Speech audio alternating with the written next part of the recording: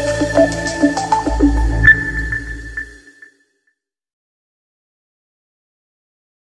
दोस्तों, C plus plus के lecture series में आपका स्वागत है। आज हम लोग पढ़ने वाले हैं एक सी प्लस प्लस का बेहद interesting concept, that is operator overloading. तो आपने फंक्शन ओवरलोडिंग तो जरूर पढ़ा होगा, जब एक क्लास के अंदर एक नाम के कई फंक्शंस होता है और आर्गुमेंट बदलने पर उसका काम बदल जाता है। लेकिन यहाँ पर जो हम बात करने जा रहे हैं वो बात करने जा रहे हैं ऑपरेटर ओवरलोडिंग की। तो भाई साहब, ये ऑपरेटर ओवरलोडिंग क्या है?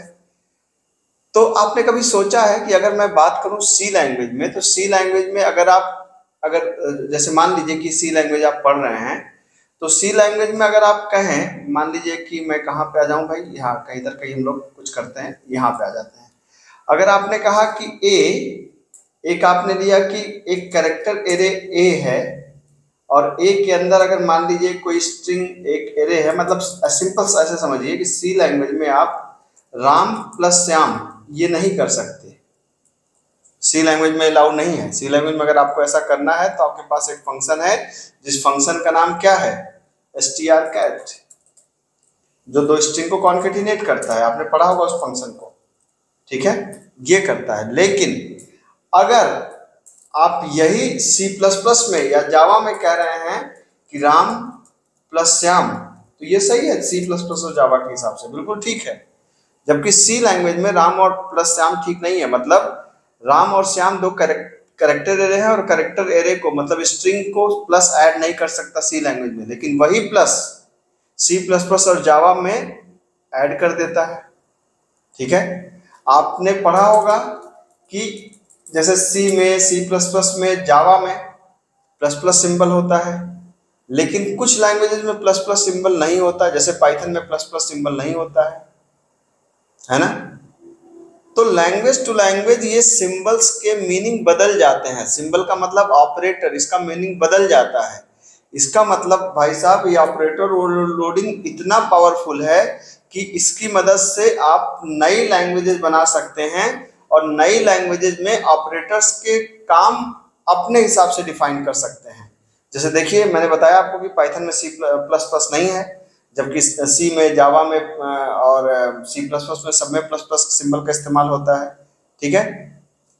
तो ऑपरेटर ओवरलोडिंग एक ऐसी सुविधा है, एक ऐसी फैसिलिटी है जिसकी मदद से आप किसी भी ऑपरेटर की मीनिंग को बदल सकते हैं, किसी भी ऑपरेटर की मीनिंग को बदल सकते हैं। ध्यान रखिएगा, ये लाइन बहुत इंपॉर्टेंट है कि आप सिंपल से अगर कोई आपसे पूछे कि ऑपरेटर ओवरलोडिंग क्या है, तो आप कह सकते हैं कि ऑपरेटर ओवरलोडिंग एक तरीका है जिससे हम लोग किसी भी एग्जिस्टिंग ऑपरेटर की मीनिंग को चेंज कर सकते हैं। अब किसी भी एग्जिस्टिंग ऑपरेटर की मीनिंग को चेंज करने का मतलब क्या है, वो मैं आपको थोड़ी देर में समझाता हूं।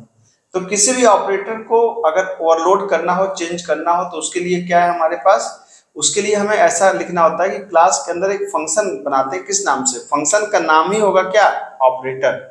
जिस ऑपरेटर को आपको ओवरलोड करना है उसका साइन यहाँ पे लिखिए। यहाँ पे अगर कोई आर्गुमेंट है तो आर्गुमेंट दीजिए, और अगर कोई रिटर्न वैल्यू है तो रिटर्न वैल्यू लिखिए। याद रखिए, फंक्शन का नाम हमेशा क्या होना चाहिए, ऑपरेटर होना चाहिए, ठीक है। और यहाँ पे उस फंक्शन की नई डेफिनेशन। आइए इसको एक एग्जांपल से मैं आपको समझाता हूँ, बेहतरीन एग्जांपल से। जैसे आपने क्या पढ़ा होगा, आपने पढ़ा होगा कि प्लस प्लस क्या करता है, इंक्रीमेंट करता है, किसी एक वैल्यू को इंक्रीमेंट ही तो करता है ना। मैं यहाँ पे प्लस प्लस का मतलब बदल रहा हूं, और प्लस प्लस चेंज द, या आप ऐसे कह सकते हैं, मैंने कहा plus plus increment the members of, increment the value of members of a class. मतलब जो क्लास के मेंबर्स होंगे उनकी वैल्यू को इंक्रीमेंट कर देगा। अभी तक प्लस प्लस क्या करता था, किसी इंटीजर टाइप पे काम करता था और एक बढ़ा देता था। यहाँ पे मैं क्या कह रहा हूँ, मैं कह रहा हूँ कि प्लस प्लस ऑब्जेक्ट पे काम करेगा। अरे ये तो नई बात होगी, ऐसा तो होता नहीं है, लेकिन ऐसा हो सकता है। किसकी मदद से? ऑपरेटर ओवरलोडिंग की मदद से। कैसे, आइए देखते हैं। जैसे मान लीजिए कि क्लास आपने बनाया किसी भी नाम से, मान लीजिए हमने कहा डेमो नाम से बना दिया, ठीक है। इस डेमो क्लास के अंदर आपने प्राइवेट में दो वेरिएबल्स रखे। आपने पहला वेरिएबल रखा ए, दूसरा वेरिएबल रखा बी, ठीक है। ए और बी वेरिएबल रखा आपने।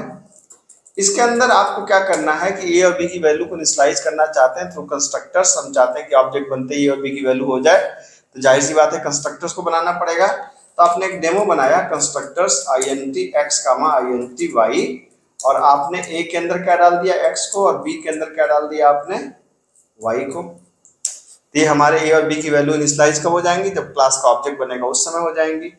अब मैंने कहा यार कि मुझे इस ए और बी की दोनों की वैल्यू में एक एक इंक्रीमेंट करना है। जनरली प्लस प्लस क्या करता है, किसी एक वेरिएबल के साथ इस्तेमाल होता है, हम करें नहीं, ये दोनों को चेंज करेगा। तो कैसे चेंज करेगा, हमने इसको ऑपरेटर की डेफिनेशन को बदल देना है। तो हमने कहा ऑपरेटर, ठीक है, क्या, प्लस प्लस, हम प्लस मतलब फंक्शन का नाम क्या होगा, ऑपरेटर।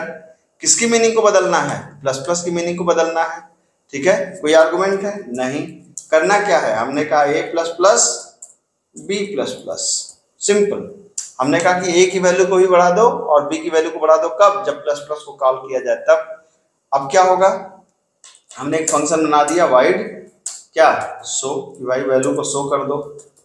तो शो करने में हमने क्या किया, हमने कहा सी आउट, यहाँ पे आप कह सकते हैं slash N A is equal to क्या, ए की वैल्यू, और यहाँ पे आप कह सकते हैं slash n b is equal to b की वैल्यू।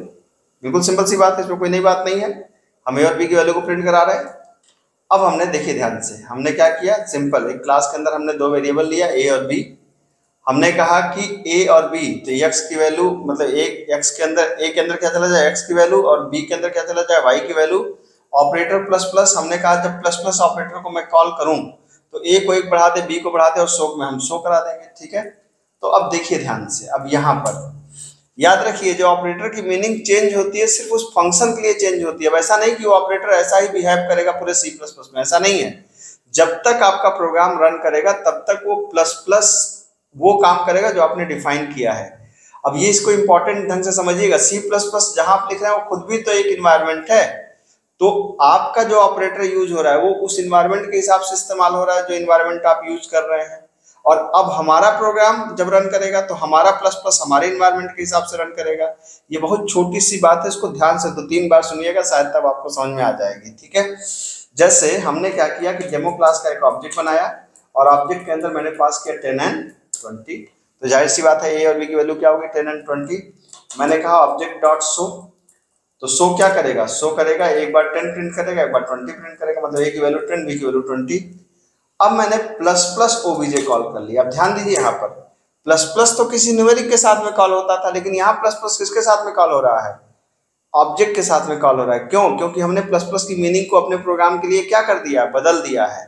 अब यहाँ प्लस प्लस क्या करेगा, जैसे ये प्लस प्लस ओबीजे आप करेंगे ये वाला पर्टिकुलर फंक्शन कॉल हो जाएगा, और ये फंक्शन क्या करेगा, ए की वैल्यू बढ़ा देगा और बी की वैल्यू बढ़ा देगा। तो अब आप देख लीजिए, जब आप इसकी वैल्यू को बढ़ा देंगे, अब आप इसको शो करिए, ठीक है। तो आप देखेंगे कि इसकी एक एक बढ़ी हुई वैल्यू शो करेंगे। अगर आप इसको रन करके देखना चाहते हैं तो ये देख लीजिए इसका आउटपुट। आप देखिए पहले ए कितना है 10, बी कितना है 20। जब आपने प्लस प्लस अप्लाई कर दिया तो ए कितना हो गया 11, बी कितना हो गया 21। आप देख सकते हैं ए और बी की वैल्यू क्या हो गई, बदल गई, ठीक है। तो जब आपने इस प्लस प्लस को ओवरलोड कर दिया तो प्लस प्लस ने ऑब्जेक्ट के ऊपर काम करना चालू कर दिया, जबकि इससे पहले बेसिक रूप से प्लस प्लस ऑब्जेक्ट के साथ काम नहीं करता, वो न्यूमेरिक प्रिमिटिव डेटा टाइप के साथ काम करता है। लेकिन चूंकि आपने प्लस प्लस की मीनिंग को बदल दिया, इसलिए प्लस प्लस अब ऑब्जेक्ट के साथ में काम कर रहा है। मेरे ख्याल से आपको ये एग्जाम्पल समझ में आया होगा, एक बार करके देखिए, बेहद मजेदार एग्जाम्पल है, खासतौर से इंटरव्यू वगैरह में या एग्जाम में बहुत ज्यादा पूछा जाता है। अगर कंटेंट मेरा पसंद आ रहा हो तो वीडियो को लाइक शेयर एंड सब्सक्राइब करिए। मिलते हैं अगली क्लास में। Thank you so much.